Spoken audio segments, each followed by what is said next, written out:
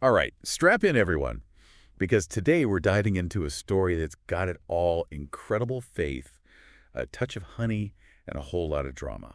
Sounds intense. It is. We're talking about the story of Jonathan's raid on the Philistines from 1 Samuel 14. Oh, I know this one. Isn't this where the Israelites are kind of in a tight spot? Exactly. Yeah. They're under They said- immense pressure from the Philistines, and their king, Saul, well, let's just say he's not exactly inspiring confidence. Yeah, Saul's leadership is a whole other deep dive. But Jonathan, his son, he's a different story. He's got this incredible faith, and he's not afraid to take action. That's an understatement. He decides to take on a Philistine garrison with only his armor bearer. I mean, talk about a bold move. Bold, maybe even a little reckless. But there's this element of strategy, too, right? They come up with this sign, this test of God's will. Oh, yeah, the sign. If the Philistines say, come on up, it's a go. If not, they retreat. It's like they're looking for that extra confirmation before launching themselves into what could be a suicide mission. It's a fascinating blend of faith and military strategy. And you know what? What? The Philistines actually shout, "Come on up and we'll show you a thing." They did not. Talk about walking right into it. Unbelievable. So Jonathan and his armor bearer, they scale this ridiculously steep cliff. Imagine the climb. And they proceed to completely demolish the Philistine garrison. It's incredible, these two guys causing absolute chaos. A two-man army. Exactly. And the Philistines, they're totally caught off guard. They start panicking, and their whole camp falls into disarray. Back in the Israelite camp, Saul's watchmen see all this commotion, and they're like, whoa, something big is happening. This is where things get really interesting. Yeah, because the chaos that Jonathan and his armor bearer created, it actually opens the door for the entire Israelite army to join the fight. It's like their act of faith becomes this catalyst for a much larger victory. It really is. Yeah. But then things take a bit of a, well, a sticky turn. Oh, here comes the honey part of the story. Exactly. Saul, in a moment of, I guess you could call it extreme enthusiasm, makes this rash decision. He swears an oath that no one in the entire Israelite army is allowed to eat anything until evening. Wait, what? Why? He thinks it will give them an edge in finishing off the Philistines. Doesn't seem like the best idea. It wasn't. The Israelite soldiers are already exhausted from fighting, and now they're starving. They become incredibly weak, which actually makes it harder for them to pursue the enemy. Okay, so where does the honey come into all of this? Well, Jonathan, completely unaware of his father's oath, is exploring the battlefield and comes across some honey. He's hungry, he sees honey. I mean, Who wouldn't eat it, right? exactly, he eats it. Hmm. But this seemingly small act has some major consequences. Consequences. How so? Well, he gets this sudden burst of energy. His vision literally clears up, and he realizes just how bad his father's oath is for the army. He even confronts Saul about it, saying, "My father has troubled the land. See how my eyes have been enlightened because I tasted a little of this honey." Wow, he basically calls out his dad, the king, for making a bad call. He does. It's a really powerful display of conviction and courage. But things escalate quickly. Saul is furious that his oath has been broken, and he's ready to execute his own son for it. Seriously, that seems a bit extreme. It does. But just when you think it can't get any more dramatic, the Israelite people step in. They've witnessed Jonathan's bravery. They know he played a key role in the victory, and they plead with Saul to spare his life. So they basically stand up to the king to save Jonathan. That's incredible. It is. They recognize that Saul's judgment is clouded, and they have the courage to speak truth to power. It's a reminder that sometimes it takes collective wisdom to see the bigger picture. And that collective wisdom saves Jonathan's life. It does. There's so much more to unpack in this story, so many layers of meaning and relevance to our lives today. I'm ready to dive deeper. You know, what really gets me about this story is Jonathan's initiative. I mean, he could have just sat back and, waited for things to get worse, but he didn't. It's true. He saw a problem and took action. And not just any action. He decided to climb a cliff and attack a Philistine garrison with just his armor bearer. That takes serious guts. And faith. Right, exactly.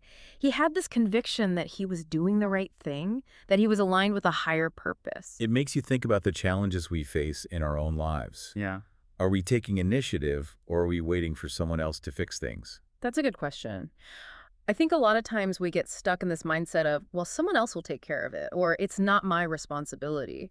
But Jonathan's story reminds us that we all have the power to make a difference. It's about stepping up, even when it's scary, even when the odds are stacked against us.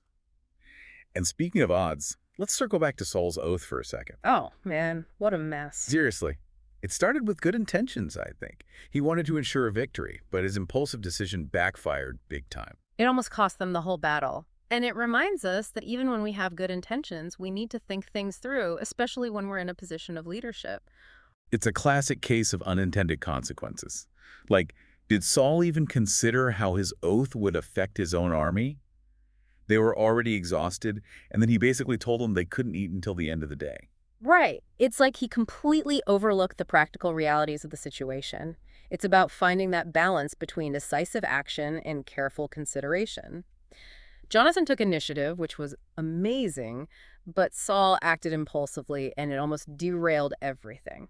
And it makes you think about how often we do that in our own lives. We make snap judgments without fully considering the consequences. Oh, all the time. But the good news is we can learn from Saul's mistakes. We can pause, take a breath, seek out different perspectives before you make a decision, especially a big one. It's about being mindful, not just reactive. And speaking of reacting, what about the Israelite people? They were amazing. They were. They stood up to Saul, their king, to defend Jonathan. They saw the bigger picture. They saw that Saul's judgment was clouded by anger and pride, and they had the courage to challenge him. It reminds us that sometimes speaking truth to power is the most important thing we can do. Even when it's risky. But it's not just about challenging authority, it's also about collective wisdom. Those people recognized that Jonathan was a valuable asset, and they weren't going to let him be sacrificed because of a technicality. It makes you think about the power of community, of people coming together to support what's right. And it reminds us that we don't have to stay silent when we see things going wrong. We can raise our voices, we can advocate for what we believe in. Exactly. We have a responsibility to do that. So we've talked about initiative, impulsive decisions, and collective wisdom. What else can we learn from this story? Well, there's one more element that I think is really important, and it goes back to Jonathan's faith.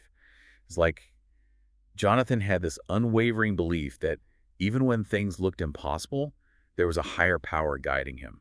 Absolutely. And that faith gave him the courage to take action, to step out in a way that most people wouldn't even consider. It makes you wonder, what would it look like for us to tap into that kind of faith in our own lives? Not necessarily in a religious sense, but just that deep down belief that things will work out, that there's a bigger plan unfolding, even when we can't see it. I think it starts with recognizing that we're not always in control, that there are forces at play that are bigger than us, and that sometimes the best we can do is surrender to the journey, to trust that we're being guided even when things feel uncertain. It's like that saying, let go and let God. Exactly. And it's not always easy, right? We're so conditioned to try to control everything, to plan and strategize and manipulate outcomes.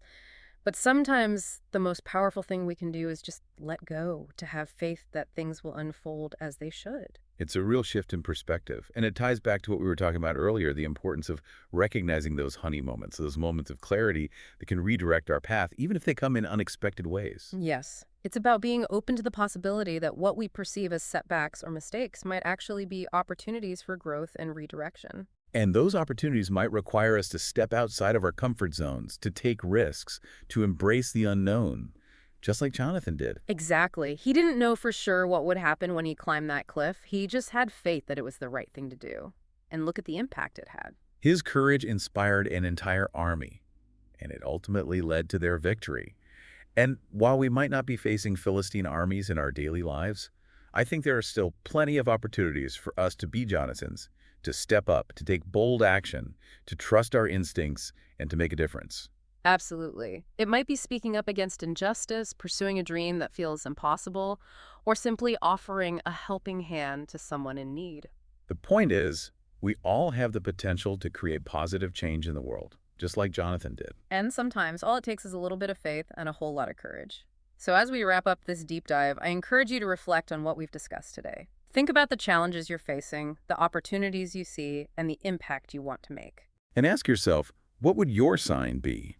What step can you take today to move closer to the life you want to create? Because sometimes the most amazing journeys begin with a single courageous step. That's a great note to end on. Until next time, keep diving deep, keep seeking those hidden gems of wisdom, and remember, even the most ancient stories can hold powerful insights for navigating the complexities of modern life.